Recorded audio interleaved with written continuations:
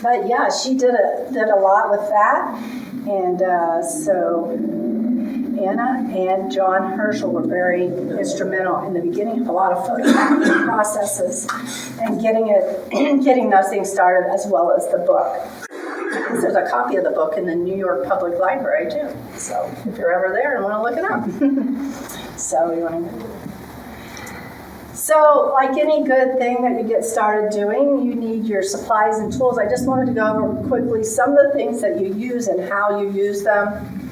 The 2 chemicals that I just read you the names of, you can purchase. There are daring people that make their own, but they have them in a kit. You can purchase them, then you add distilled water to them, shake them up, let them set for 24 hours, and you're ready to go. So most people will use watercolor paper because it will hold up in the washing, or they will use fabrics. You can use other kinds of papers, but you just need something with a good structure. And fabrics have to be like cotton, silk, linen, something natural fiber. And so you can use a straight foam brush to get a straight edge, or maybe a chip brush if you want that brushy look. So that's how you get started. Then you need a print frame, and you design what you're going to put on your sensitized paper, and then you put a piece of glass or plexiglass that's non-UV protected over top and clip it to get a good tight pressure on it. And then we go into, what do you do next? You can use this right here. It is a UV lamp. This is a homemade version. You can buy them or build, nicer ones. But this just has the UV lamp and the hole there. And then there's a little platform inside to lay this on, and you can expose it to the UV light like that. Or, if we want to flip to the next one, the old-fashioned way that Anna used, you can use the sun. So that is the basic cyanotype printing process. To sensitize the paper with the chemicals, put your plants or whatever objects you want on there, and expose it to the sun. So that's kind of the real cyanotype printing. But nowadays, of course, we have a lot of technology and fun stuff that we can add to the process. So we can make digital negatives from our digital photos. So that opens up a wide, amount of things that we can bring into our prints. And this is an example, and it's just done on a transparency. And you put it in your Photoshop program, and there you have it. You flip it and invert it, and then you can fix it all up the way you want it with your contrast and all that. And then you do the same process. Lay it on your sensitized paper, and then put it in that frame I showed you. And you can use sun or the lamp on this as well. So that's kind of the 2 methods that you can use. And that's cyanotype. So once you've got it printed, we'll go to the next slide, and we'll show how we develop it. It's really simple. And that's the thing about cyanotype that differs from probably photography like we see. It's very simple and expensive, and that is unless you put aside the frustration when all the prints don't turn out right. But that's normal. But you rinse it in just plain water. And then if you want to speed up the oxidation and get a quick blue print come out, you can add some hydrogen peroxide. People will use vinegar to get more mid-tones and things. And then after you've rinsed it, and if you added that, and you keep going till you get the print looking like you like it, and then you move it to a clear bath and rinse it till you don't see the iron salts in the water anymore, and then you just put it to dry, and then press it. And you see a few other things up here. Once you get to this point where you've dried it, then you can decide, well, maybe after all, I'm not interested in having a blue print. And so you can start doing what they're calling some toning to it by adding coffee, wine, tea. Soda ash will bleach it, and then you can put these on and it'll bind to the iron in that chemical, and you can tone it. I actually have one on the wall up here that was coffee tone. It's little daisies. And so it kind of gives the browns, the blacks, and various colors like that. And then there's also things you can start adding to get dual toning with madder root, and the list goes on of where you want to bring color and different types of looks to the print. But that's basically, after printing in the sun or light, develop it in the water, and you're good to go to begin next figuring out what you're going to do with your print. So finish options. Well, the standard way it might be to, if you're doing it on paper, that is, to maybe mat and frame it. But some other options would be, this collage is done, and I have a couple up here on the wall, using Dorland's cold wax, and it gives it a little luster and protection and things to your print and protects it. And this, I brought that with me so you can see it. This is finished in caustic. Well, I know Debbie knows about caustic. I don't know if anybody else here does. But what it is, a beeswax and daymar resin, and it melts, and you melt it down and you brush it on, and well, you can do all kinds of stuff with it. But and then you heat it with a torch. And so the print was on this wood, applied to the wood, and then the caustic finish on top of it. So those are a couple of things. Then we have some mixed media, adding some archival tissue paper with writing. Here's another one of our bird thingies going on. So we're bringing some more birds in. So mixed media is great. A lot of people will make books, all kinds of things. Clothing out of the fabric they print. And so there are a lot of different types of things you can come up with to do with cyanotype printing. So I just wanted to finish here with some things about my actual prints I have here in the exhibit. And I wanted to show you some comparisons to what the original photo was like and what the cyanotype print was like. This is a 600-year-old tree in Hocking County. It's a white oak, and it looks rather stately, and it's in full summer foliage, and it was a nice sunny day. And then in the blueprint, what do you think that does to the tree? What's your impression of that? Anybody have a thought? Gives it age. That's exactly what I thought. I thought that it does have an aged look to it. And so you can kind of see the differences. You can still see all the bark. This tree is really amazing, by the way. It has like 25-foot long branches or something. It's huge. It goes on, and it's really pretty, and it's really something to see if you're ever in that area. But it did make a nice little specimen, so to speak, to print. Another thing that, like, why would you do this? But this is called Moonville Tunnel. Why would you print a tunnel? That's not really pretty. But it's interesting. Yeah. And so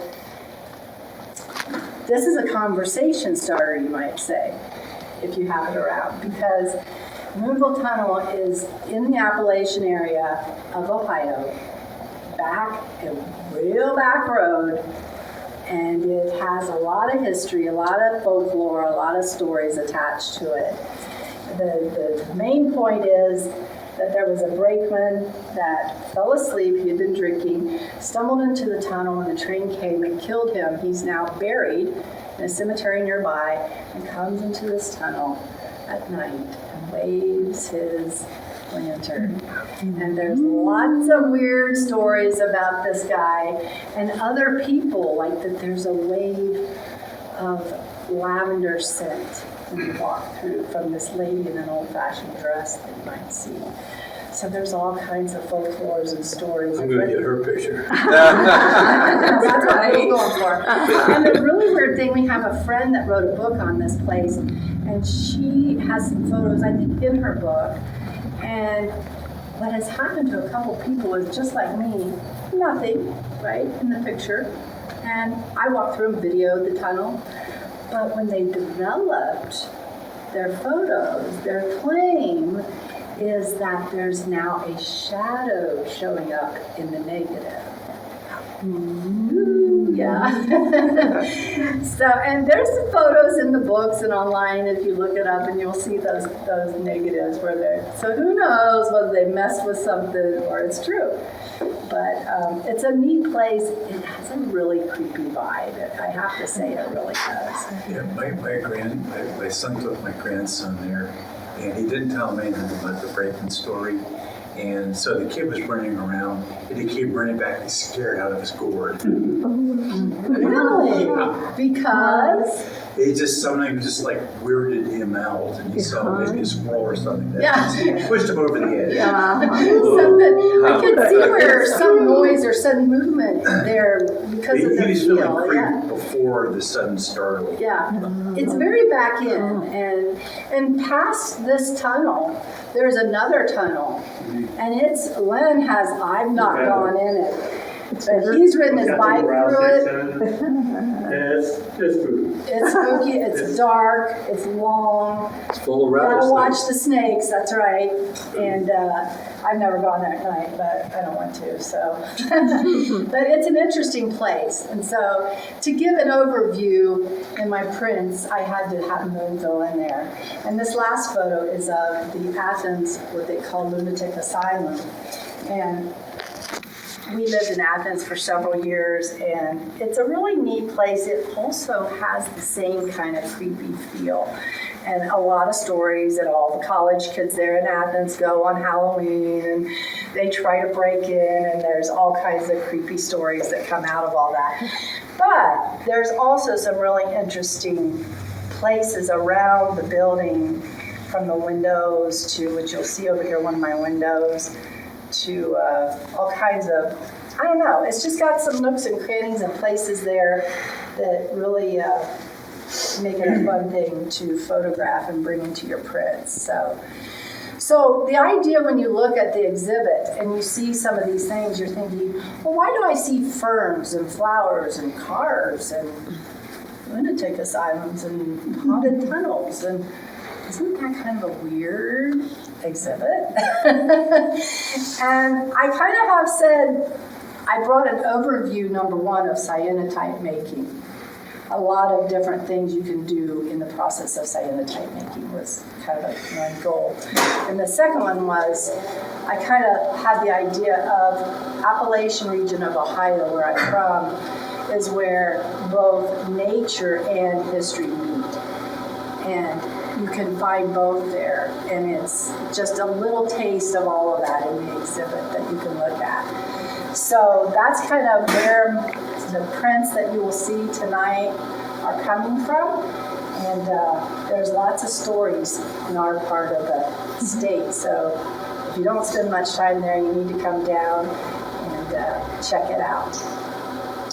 So if you have any questions about any of this, or the cyanotype process, I'd be happy to answer them. Anything striking? How long have you been doing this? I started in about 2019. Oh, okay. So not much long, about 3 years. The prints you have on the wall, is one successful, or is one a favorite, or? One a favorite. I will tell you, the hardest one to accomplish was the spring wildflowers. They were just giving me fits to find the right flower that would come out the right way. And so I like that one. But, I do favor the traditional cyanotype method in the ferns. And that seems to be, I like that, and I like doing it in the sun. I like the original, purest way of doing it with the sun and the plants. kind of like Anna Atkins. But I do think it really opens up a lot of opportunities to bring the digital negatives in. So it sounds like each one's not perfect, and maybe, where we see an image, maybe that represents 3 or 4 that you didn't use. Absolutely. Okay. All right. Yeah. That I get. Lots of overexposed or underexposed or, How many of these are digital negatives and how many are direct prints? I'd say there's probably, let's see, 1, 2, 3, 4, 5. About 5 of them are regular prints, and the rest are negatives. Not quite half and half. What drew you to it, to starting it in 2019? Well, I had been doing eco-printing. I don't know if you're familiar with that. It's a botanical printing process, and you kind of steam and boil and do all these things. And then a friend of Debbie and I's from Cincinnati, artist friend, she offered a class. Actually, there was 2 classes, and I took both of them. And I thought, oh, this is another way I can maybe do the botanical printing. And so I guess that was kind of how I got started. But then as you get into it, there's a lot more you can do. And I'm also a part of several online groups all over the world. It's very popular among people in France, Germany, Italy, New Zealand, Australia, and of course US. But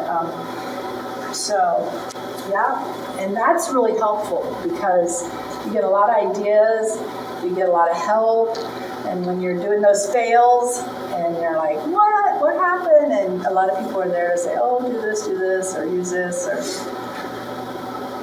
So, and I'm thinking a little bit more like you talked about overexposure. So it's how's that work? Come on in. So, how's that work with? Do you have to cover it all in a box and then you take it out under a blanket and unveil it, kind of like a shutter? And is this a couple hours or? No, in the box, if you're using that box set up with the light. But I mean, like, well, are you kind of keeping the light from it so you can control the exposure? Like you pull the towel off once you're ready for exposure and you leave it for an hour or a half hour? Or, I don't know how. I mean, in the box, you're just trying to concentrate the light, the UV light, to, get kind of that even. So, like, you get it all wet in your house somewhere, the chemicals, Sensitize your paper. you carry it out. How long do you leave it sit outside for? Okay. Well, after you sensitize your paper, then you let it dry and keep it in a dark place. Then you put whatever you want on it. And then you can put it in the light, whether outside or in the box. The box and the UV light goes faster. So you might get 5 minutes, 7 minutes. Okay. Outside, you might get 20, 30. I've even left it out for hours outside. Okay, all right.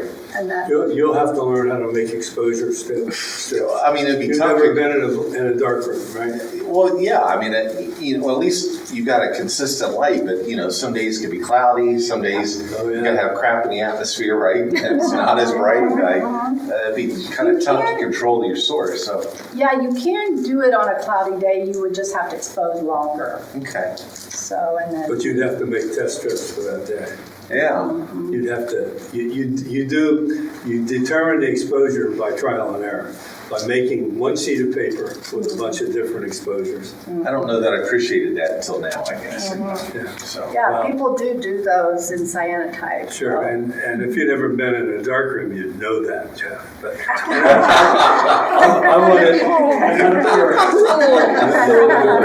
I wanted to share one thing with you. Only one thing you said made the hair on the back of my neck stand up, and it wasn't the spook story about the snakes. It was the chemicals you use. Yes. Potassium ferricyanide Yeah. was a standard material in the black and white darkroom.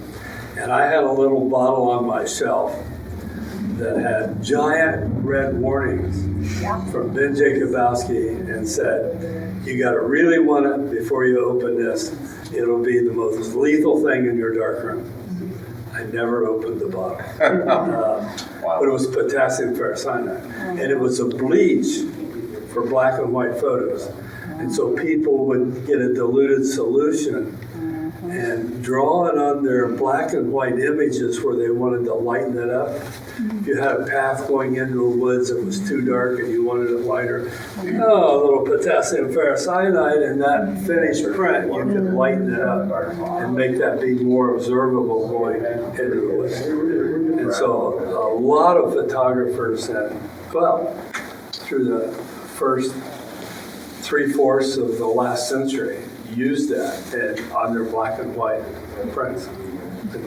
But the scare that came with it, that's your starting material here. Oh my God. Cyanide has a reputation. Yeah, well, cyanide has it alone, but potassium ferrocyanide, among photographic chemicals, known to be dangerous. Okay. And I do wear gloves when I do it. And I noticed you were also doing it on your porch. I do. And I wonder if you do that because of the warning labels on the bottom. No, not necessarily. I actually have a room in my house that doesn't have windows, and it has like a low light or no light really, and that's where I'll sensitize the paper, and then put it in a box until I'm ready to use it. But the developing and rinsing I do usually do outside. There were some other things in the darkroom that were also dangerous, and they were the toners. The brown tone on a bunch of my prints that are still here was selenium and oh God. Anyhow, out of the same group 6 column, and they're thought to be heavy metal toners. And I would print in an unventilated darkroom, but when I use those, even in the wintertime, it was either in the garage or on the patio or on the front steps. I wouldn't open those bottles in the darkroom because you could die. So, Well, I wondered about it. It's not toxic, but I don't know. It's one of those things that you take the precautions just in case. And the rubber gloves. Rubber gloves and. Well, the work is beautiful. So. And if it gets on your skin, I have heard some people, the irritant side of it, but mainly just to. I had a gal in one of those groups I was telling you about the other night, and she said, "Oh, can anybody help me? My friend just drank." Potassium ferrocyanide? Whatever. And she's like, what should we do? And the people are exploding onto the site saying, seek medical help. Yeah. And then on the lighter side, someone said, oh, well, we hope he doesn't turn into a Smurf. Yeah. And Blue with the Smurf blue can stay in the sun. But she said, yeah, I appreciate the humor in it all, but we are trying to figure out how to help him. So far, he hasn't Man, killed over dead. you got to have a neutralizer, and I don't know what that is. Yeah. How did they drink it? I don't Oh, it's a liquid. know or what. Yeah, It's like, you don't mistake it for red wine. No, you don't. no, he did it on purpose for some crazy reason. So people are I don't know. I don't think that's becoming one with your art, right? I don't think that's the thing. They're loving your work on the front wall. But yeah, here's some overexposures and unders, Oh, wow. and They're all. Okay. yeah. This is like learning to print all over again. Yeah. In the black and white. Say. And here's another one of the windows of the asylum with somebody in there. Students outside the door. Back door. How did you control the edges on the window? Did you just not treat it with the chemicals? So you Yeah, have she- that nice. Yeah, it's She just- applied the stuff with a brush. You remember Oh, the chip brush type and of that, brushes, yeah. like the chip brush, you can do a little brushy edge look instead of a smooth edge look, yeah. So, and Look for that. this is Visuals. done on a map, an Ohio map. Oh, wow. And this is a double exposure, so I printed my leaves, and then I went back and recoded and put a stencil over it to create a design. Artist. Oh, Crazy people. So, and this, we didn't really talk about this, but when you were asking me about the idea of you coat it, put it away, let it dry, then make your composition, whatever. But this is done a wet cyanotype. Actually, both of these are. You didn't let it dry. Instead of letting it dry, you can just start putting everything on it. And a lot of people will add things like bubbles, coarse salt, saran wrap, spices, all kinds of stuff. And you can see you can get some texture and colors and stuff like that. There's one over here where I put alcohol ink during a wet cyanotype on the leaves. And it came out pink. So, yeah. And this is one where it didn't turn out white.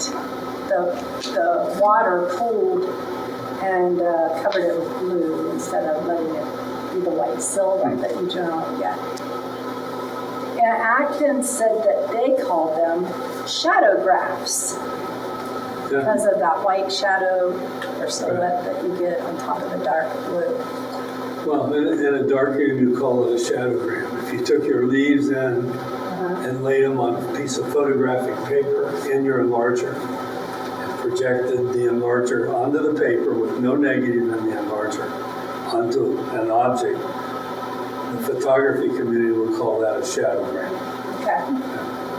Well, that's what they kind of called it back then. And this is done on a canvas. Cool. So I had to sand it, kind of get that finish off of it. You can see it kind of come apart, but then I sanded that all down and put the emulsion on, and these were bubbles. Typical artist, she's fearless. Here, she makes the pieces beautiful, and she sands it. No, I sanded it first. Well, whatever. So that I could get, But then it's going to have an unknown impact on what you get. Yeah. But there's a coating on that, right? On the there was a canvas, coating there's on the coating. Yeah, canvas, right. the plastic coating. She sanded the coating, which is going to change the way it feels and the way it looks. Yeah, and the way it's kind of like denim. I always think that looks like denim. It does. And it's soft now. But yeah, to get the emulsion to stick and everything to work. So those are just a few extra little examples. Fascinating. It's really fun. It's contagious, of course, like a lot of things, and yet you get to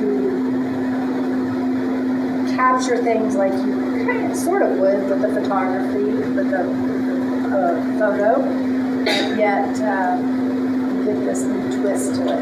Yeah. Come to your front wall. Can we walk to the front wall and have you talk about some of the images? Sure. Now would you like a glass of wine? I don't want to fall over or anything. Very nice, Brenda. Great talk.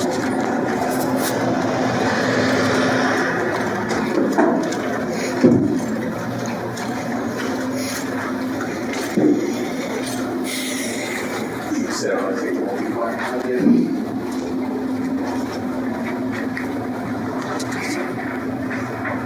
See, artists have a cavalier approach, and I love it.